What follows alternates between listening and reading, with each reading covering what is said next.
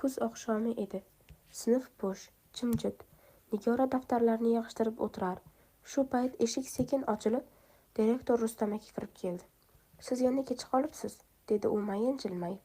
Nigora jilmaydi. Ammo ichida hayajon uyg'ondi.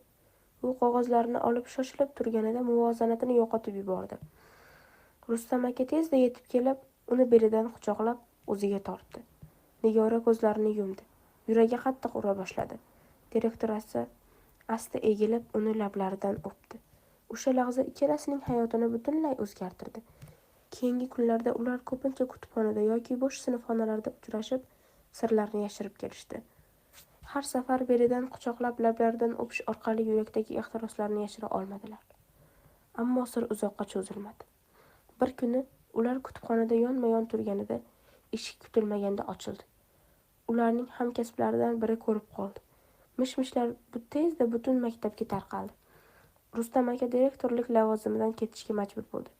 Nigora esa bosimga chiday olmay maktabni tark etdi. Ularning yuraklari bir-biriga bog'langanda bo'lsa-da, taqdir yo'l qo'ymadi. Endi ularning sevgisi faqat xotira bo'lib qoldi. Taqiqlangan, lekin unutilmas.